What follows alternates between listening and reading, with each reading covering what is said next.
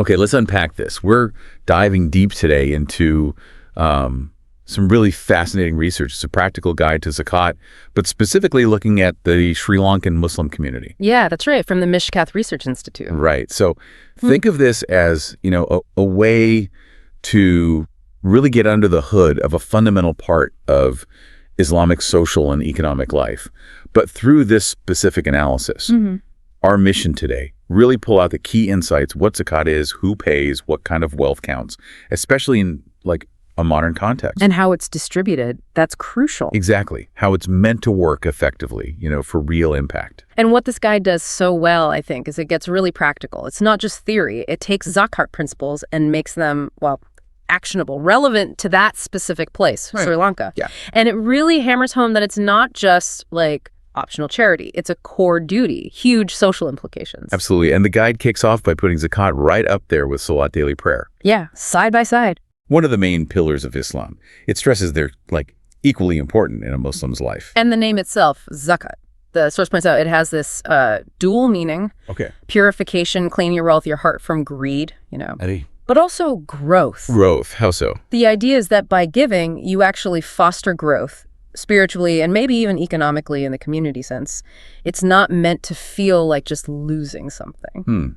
Purification and growth. Okay. And that ties into its social purpose, right? The guide talks about it being key for poverty eradication. Definitely. It frames zakat as a primary tool, maybe the central pillar in Islam's strategy against poverty. But importantly, it doesn't say it's the only thing Islam proposes. Right. It's one really significant piece and a bigger picture for building a just society, a piece that can make a huge difference if it's done right. That if feels important, especially somewhere like Sri Lanka, a Maordi context. The guide really stresses the community's role in getting it right. Totally. And for that getting it right part, the guide strongly pushes for institutionalizing zakat. Meaning setting up organizations. Exactly. Proper bodies to collect it, distribute it effectively. It even points to Quranic phrases about those who work for the implementation of zakat. Sees that as clear backing for an organized approach. Just like you need mosques run properly for prayer, you need systems for zakat. Okay, so it's vital and an organized way is better. Got it. Now let's get into the nitty-gritty, the conditions. When does wealth actually become liable for zakat? The source lists 6 general ones. Yeah, it's very methodical. First one's basic, absolute ownership. Meaning? It has to be completely 100% yours. So public stuff, mosques, trusts doesn't count. And critically, wealth you got illegally, theft, bribes, interest. You can't purify that with zakat. It's just not eligible to begin with. Okay, clean wealth, fully owned. Makes sense. Condition 2. Augmentable wealth. This is about wealth that has the potential to grow, even if it's just sitting there, like money in the bank. Right. Or capital in a business. So stuff that can increase. Right. The guide makes a point to exclude things you just use personally, things not meant to grow your wealth, your main house, your car, furniture, tools. Unless you're holding them specifically for accumulation, like buying extra houses purely as investments, then it's different. Okay. Condition 3. Reaching the Nisab. The threshold. Yep, the minimum amount you need to have before zakat kicks in. And the guide gives really specific local numbers for Sri Lanka. Like what? Well, for money, gold, silver, it's the value of 85 grams of 24-karat gold, which they translate locally to 10.625 sovereigns. Okay. For farming, it's tied to a specific yield, 647 kilograms of average rice. Livestock, treasure, they all have their own detailed Nisab levels in the guide. So hitting that Nisab is step 1. But then there's condition 4, exceeding basic needs. This adds another layer, doesn't it? It really does. Even if your total wealth crosses the Nisab line, zakat isn't due if you actually need that wealth for your essential living costs. Essentials like food, housing, basic clothes, education, health costs, what you need for a dignified life. The guide even gives some estimated monthly expenses for families in, say, Colombo versus a rural area to illustrate. So it's about the surplus after essentials. Exactly. If your cash reserves above what you need for, say, a year's worth of basic living expenses still meet the Nisab, then zakat becomes liable. And crucially, the guide warns against using this for, lavish lifestyles, right? Oh, absolutely. It's very firm. Cites religious texts. You can't deduct extravagant spending from your zakat base. Living large doesn't exempt you. Good point. Yeah. Okay, condition 5.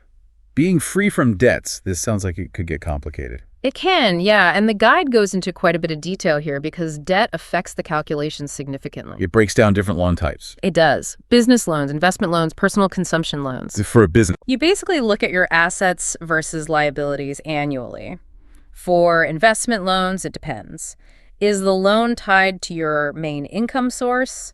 Are you starting something new? Do you have other assets? The deductibility of installments varies based on those factors. What about personal loans, like for buying essentials? If it's for genuine needs, yeah, the amount you've paid back can be deducted from your zakatable wealth. But not if the loan was for something extravagant or unnecessary. Those kinds of debts don't reduce your zakat obligation. Okay. And flipping it around, if someone owes you money, how do you calculate zakat on that debt? Good question. The guide looks at a few different opinions from scholars. Some say you pay zakat every year on debt you expect to get back. But the guide highlights another view, particularly from some Maliki jurists and early figures. Which is? That you only pay zakat on the amount when you actually receive it back. And the guide prefers that view. It suggests it's more appropriate, yeah. The reasoning is, well, you don't really have that money. It's not under your control or growing for you while it's lent out. Plus, inflation can eat away at its value over time. So pay zakat once when it's recovered. Interesting. Okay, final general condition, number 6. Completion of a lunar year, the haul. Right. Generally, your wealth needs to stay at or above the Nisab level for a full Islamic lunar year. Generally, exceptions. The big one is agricultural produce. Zakat on crops is due right at harvest time. No need to wait a full year. And the guide mentions using the solar year, the Gregorian calendar, which most businesses use. It says that's permissible, but only if it's really unavoidable. And if you do, you have to adjust the rate slightly. Instead of 2.5%, it's 2.5777%. Wow. Yeah, to account for the extra days in the solar year. It's a small detail, but it shows how practical they're trying to be for modern life. That level of detail is impressive. Okay, let's really dig into how this applies to different kinds of wealth today. This is where the guide gets super relevant, I think. Absolutely. This section is incredibly thorough. Starts with the obvious one, money and savings. How does that work? Pretty straightforward. Check your savings balance at the beginning and end of the lunar year. If it met the gold Nisab value at both points, zakat's due. 2.5% on the final amount. Simple as that. Cites the Hanafi view as practical here. And it gives examples, I assume? Clear calculation examples, yeah. Shows you exactly how to check and apply the percentage. Okay. What about assets people hold just for, well, accumulation? Yeah. Or maybe extravagance, like extra houses or land not being used? Ah, yes. Assets for accumulation extravagant purposes. Think buying extra property, land, even vehicles, not for living in or for your main business, but just as environments or status symbols. The zakat applies to those too. According to this guide, yes, it treats them like savings. Right. 2.5% annual zakat on their value. Yeah, it makes a strong case based on religious texts and the overall goals of Islamic law, Maqasid al-Sharia. The idea is wealth shouldn't just sit idle and hoarded. It needs to circulate. It even discusses how to value those unused assets, like, do you use the current market value every year, or just pay on the increase in value after the first year? Offers different scholarly perspectives. It even covers saving minerals, like diamonds or pearls. Yep. If you're holding on to precious minerals purely as savings or accumulation, they're zakatable, 2.5% annually if their value hits the gold Nisab after a year. And what about jewelry worn by women? That comes up a lot. Very practical point, yeah. The guide says jewelry that's commonly worn fitting local customs is generally not zakatable, but if it's considered excessive compared to what's normal in that community, or if it's clearly being saved like an investment rather than worn regularly, then it becomes zakatable, 2.5% annually if its value is over the Nisab. Who decides what's excessive? The guide suggests a local zakat committee would make that call based on local norms. Again, adapting to the context. That's really nuanced. Okay, moving to business. Business merchandise. Stuff you buy and sell. A huge area for zakat. The guide grounds it firmly in religious sources. The calculation is 2.5% per year on the net value of the business's zakatable assets. Net value being? Market value of your stock plus your cash, plus money customers owe you receivables, minus money you owe suppliers or short-term debts, payables. And things like the shop itself. Or machinery. Those operational fixed assets are generally excluded from this calculation. It gets quite specific too, right? Agent commissions, consignment stock. It does. Commissions earned by an agent are zakatable if they hit Nisab over the year. For stock that sits unsold for a long time, the guide leans towards the Maliki view. Pay zakat on it after you sell it. Reflects the idea of zakat being on active or realized wealth. The examples cover different setups, sole trader, partnership, even consignment, showing how to factor in liabilities. It really dives into the accounting side. What about specialized businesses like the gem business? Similar principle. 2.5% annually on the net value of the business assets the gemstones held for trade, cash, investments, receivables, after subtracting current liabilities. An example calculation is provided. Or everyday places like restaurants. For restaurants, the guide says 2.5% zakat annually, but calculated on the net profit. That's after you deduct the cost of ingredients, all your operating expenses, and the owner's essential annual living expenses. It breaks down what counts as deductible there. Fascinating how it applies the principles everywhere. Okay, agriculture big in Sri Lanka. Agricultural produce. Right. We mentioned zakat is due at harvest. Nisab is that 647 kilograms rice yield equivalent. Rates. 10% of rain-fed, 5% of irrigated. But the guide highlights an opinion from Imam Atha. Calculate that percentage after deducting cultivation costs, except for the irrigation cost itself. Okay. It shows how you can combine different harvests to meet Nisab if one alone doesn't, and gives detailed examples for coconuts and tea, how to figure out the value, deduct expenses, and calculate the zakat due. On livestock. Yeah. Is that just the traditional rules? Mostly covers the traditional zakat on free grazing animals held as wealth, Yeah. not commercial farms, which come later. It repeats the conditions, Nisab numbers, 40 goats, 30 cows, etc. Free grazing, held a year, not work animals. And the rates. For example, 1 goat from 40. Mentions the animal given should be healthy, average quality. What about stuff from the earth or sea? Minerals, treasures, marine resources? Minerals you dig up, like gold or gems, zakat's due right away, not annually. If the value hits the gold Nisab, it's 2.5% on the net value after mining costs. Found treasure, higher rate, 20% due immediately, though the guide notes Sri Lankan law on finding treasure needs to be considered. Includes a gem mining example. I'm from the sea. Fish, pearls. The guy argues zakat applies here too, by analogy. Pearls, coral, amber Nisab based on gold value. Rate is 20% if found easily, but only 2.5% if it took significant effort, like diving. And commercial fishing. Fish, prawns, crabs. Zakat is obligatory. Citing scholars like Umar ibn Abdulaziz. 2.5% on the net value. Due at harvest or based on local custom, like agriculture. Daily fish sellers would calculate it annually on net income. Even salt production is covered. Treated like a mineral, 2.5% rate. Nisab based on gold. Due at harvest if Nisab met, or annually if it's a continuous commercial operation, then it's trade zakat. Examples provided for salt and gem mining. Wow, it covers so much. Okay, let's shift to explicitly modern business ventures. Right. The guide confirms zakat applies to things like commercial animal husbandry or farming, chicken farms, fish farms, etc. How's that calculated? It uses an analogy to honey zakat.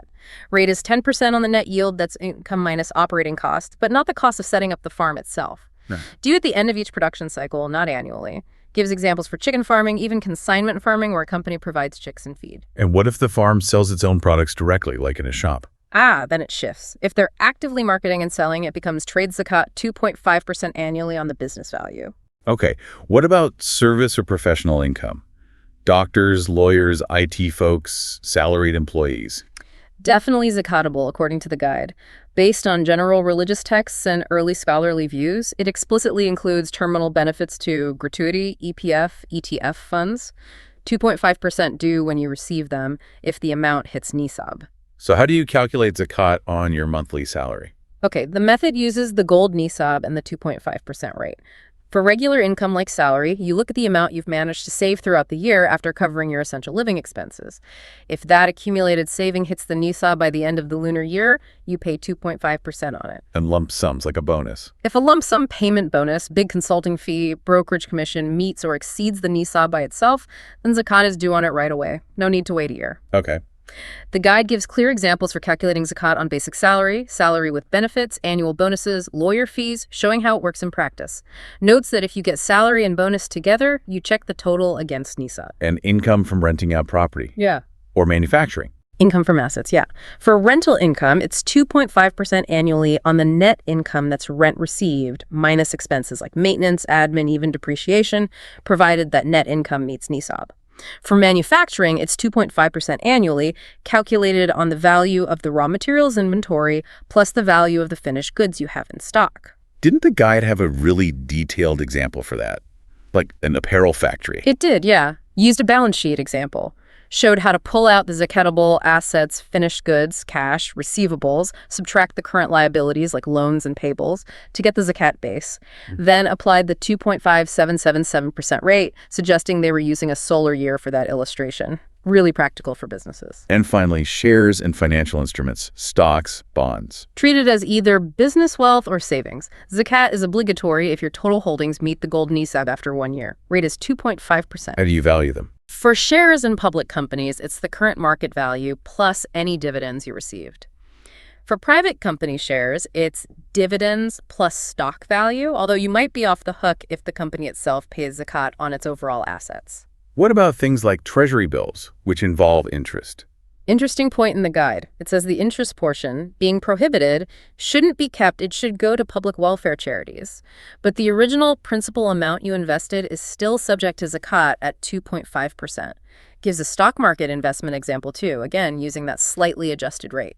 Okay, that's a huge range of income sources. Yeah. What if someone has multiple types, like salary plus some savings, maybe a share in a business? Good question.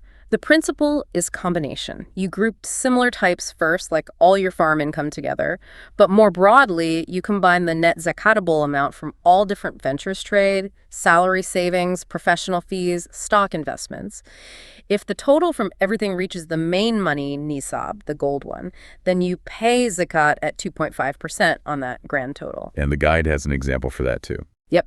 Finishes the section with a comprehensive example, combining salary, savings, business shares, and stocks into one calculation. It really aims to be a practical manual. That is incredibly thorough on the what and how much. So let's turn to zakat distribution. Where does it go? Who gets it? Right. Equally important. The guide states the clear goals. Fighting poverty, uplifting society, purifying the giver's wealth. It then lists the 8 categories of recipients straight from the Quran, from Surah At-Tawbah, verse 60, and it confirms that, in their view, all 8 types of recipients exist in Sri Lanka today. Can you quickly run through those 8 categories the guide identifies? Sure. You've got the faker. These are the truly destitute, basically no wealth or income, can't even cover half their basic needs. And the miskeen, the needy, they have some income, maybe working, but it's just not enough for a decent life. Okay. Third, al-amilun, the administrators, the people actually employed to collect, manage, and distribute zakat. Staff, researchers, admin costs. Right, the operational side. Fourth, mulalafathul kulub, often translated as reconciling hearts.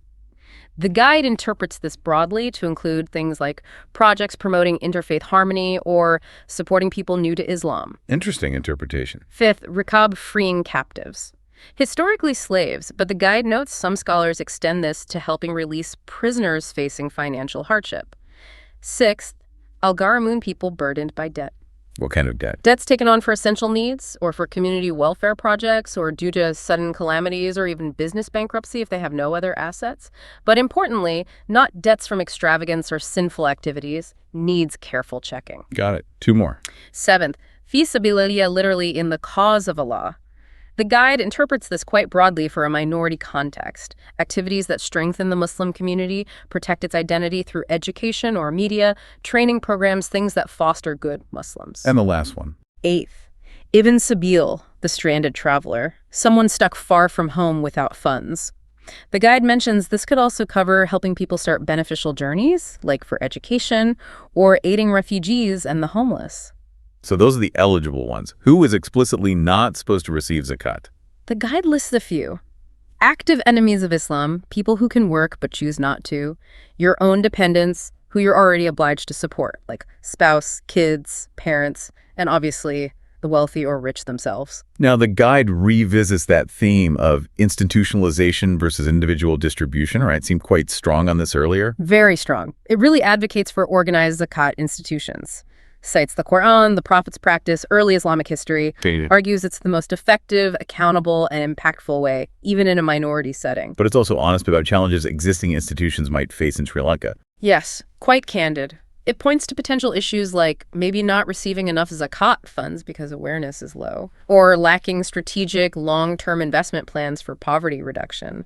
Also, maybe having too narrow a view sometimes of who qualifies or what wealth is even zakatable, or just lacking efficient operational structures. Which leads to its suggestions for how institutions should operate ideally. Exactly. It proposes a clear structure, a collection division, a distribution division, and crucially, a research, planning, and consultation division. What would the research division do? Gather real data on poverty, identify needs, and develop investment plans focused on long-term poverty alleviation, not just giving handouts. Collection needs to actively educate people on all the types of wealth zakat applies to. And distribution. Needs to balance immediate relief for the poorest, fakir miskin, with empowerment. Focus on projects that create self-sufficiency, maybe funding small businesses like poultry farms, helping set up small factories, sponsoring vocational training or education.